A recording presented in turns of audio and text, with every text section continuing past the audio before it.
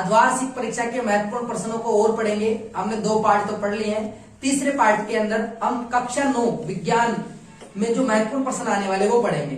तो देखो पहला प्रश्न क्या लिखा हुआ है, 25 डिग्री सेंटीग्रेड का मान केल्विन में क्या होगा। तो मैंने आप लोगों को बताया था कि डिग्री सेंटीग्रेड को केल्विन में बदलना हो तो क्या कर दो, 273 जोड़ दो। क्या कर दो, 273 जोड़ दो। तो देखिए पहले का आंसर क्या हो जाएगा, पहले का आंसर आपने 25 डिग्री सेंटीग्रेड में क्या जोड़ दिया, 273 और 273 जोड़ते कितना आएगा, 298 केल्विन। पहले का आंसर हो गया। ठीक है, दूसरा प्रश्न आपसे पूछा है तापमान का मात्रक क्या होता है, क्या होता है वो नहीं, तापमान का सुनना, तापमान का वैसे अगर आपसे ऐसा ही मात्रक पूछा जाए, ऐसा ही मात्रक या जनरली जो यूज होता है वो मात्रक होता है केल्विन। क्या होता है, केल्विन। क्या होता है, केल्विन। केल्विन तापमान का ऐसा ही मात्रक, यानी तापमान को जो हम मापते हैं ऐसा ही रूप में वो किसमें मापते हैं, केल्विन में। वैसे तापमान का मात्रक डिग्री सेंटीग्रेड भी होता है। क्या होता है, डिग्री सेंटीग्रेड भी होता है और केल्विन भी होता है, लेकिन आप लोगों को ज्यादातर इसका जवाब क्या देना है, केल्विन। क्या देना है, केल्विन। ठीक है, अब आपसे पूछा है कि ऊर्ध्वपातन किसे कहते हैं। ऊर्ध्वपातन क्या आप जानते हो, ऊर्ध्वपातन का मतलब? No sir.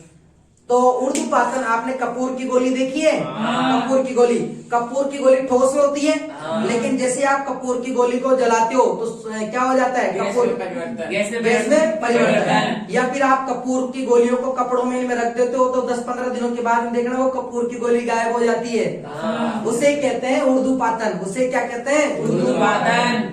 यानी किसी भी ठोस पदार्थ का सीधे गैस अवस्था में बदलकर उड़ जाना, गायब हो जाना, वो क्या कहलाता है, ऊर्ध्वपातन। तो अगर आपसे पूछ ले कि जो कपूर की गोली है उसका गायब हो जाना, उसका गायब हो जाना कौन सी घटना है या कौन सी विधि है, तो कौन सी विधि, कौन सी विधि है, कौन सी है, ऊर्ध्वपातन। ठीक है, एग्जाम्पल भी आपको याद रहेगा, कपूर की गोली। इसके बाद में तीसरा वाष्पीकरण किसे कहते हैं, वाष्पीकरण।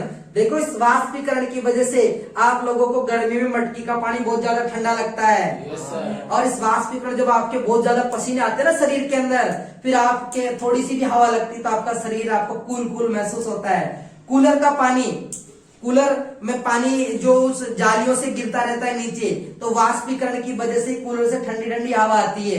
तो ये वाष्पीकरण की घटना बहुत इंपॉर्टेंट है। वाष्पीकरण की वजह से कपड़े सूख पाते हैं, कपड़े जो सूखते हैं वो वाष्पीकरण से सूखते हैं। होता क्या है, आपसे पूछ लें कि वाष्पीकरण होता क्या है, तो वाष्पीकरण का मतलब है वाष्प में बदल जाना। करणी का मतलब वाष्प में बदल जाना। यानी कोई पानी है, यानी पानी है और पानी का सीधे वाष्प अवस्था में बदल जाने की घटना ही क्या कहलाती है, वाष्पीकरण।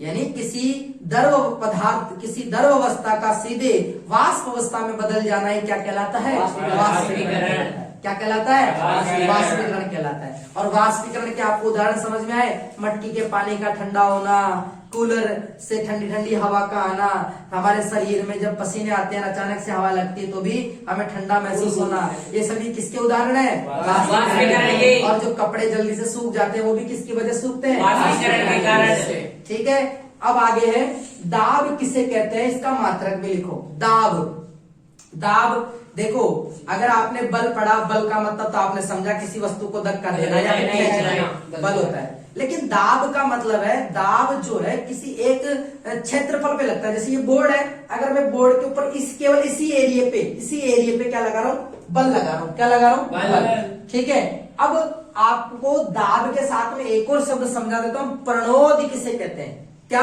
प्रणोद। प्रणोद, प्रणोद का मतलब है कि आप अगर किसी सतह के लंबवत बल लगा रहे हो ना, किसी सतह के लंबवत बल लगाने को क्या कहते हैं, प्रणोद कहते हैं। जैसे मैं इस सतह के लंबवत बल लगा रहा हूं अपने हाथ से, तो इसको क्या कहूंगा, प्रणोद। क्या कहूंगा, प्रणोद। तो प्रणोद जो हो गया, प्रणोद तो है तो बली, लेकिन वो किसी सतह के लंबवत लग रहा है, इसलिए उससे क्या बोलते हैं, प्रणोद। ठीक है, दाब, दाब जो है, दाब जो लगता है किसी एक क्षेत्रफल के ऊपर लगता है, किसी एक क्षेत्रफल के। इसलिए दाब का जो सूत्र अपन लिखते हैं, दाब का सूत्र आप कहीं पे तो देखते हो बल बटा क्षेत्रफल। बल बटा क्षेत्रफल।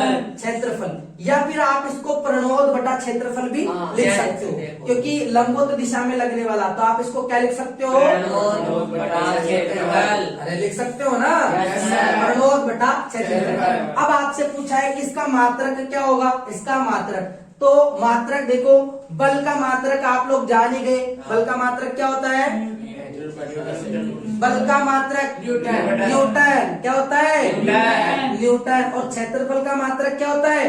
न्यूटन गुणा मीटर। Metre square. बेटा मीटर स्क्वायर क्या होता है? Metre square. Metre square, square. क्योंकि क्षेत्रफल लंबाई गुणा लंबाई होती, तो लंबाई का मात्रक मीटर, मीटर और फिर मीटर, मीटर गुणा मीटर क्या हो जाएगा? Metre square. तो दाब का मात्रक क्या हुआ? न्यूटन बटा मीटर स्क्वायर। तो हम कह सकते हैं कि दाब किसी भी एकांक क्षेत्रफल पर लगने वाला बल होता है। किसी भी एकांक क्षेत्रफल पर लगने वाले बल को या प्रणोद को क्या कहते हैं?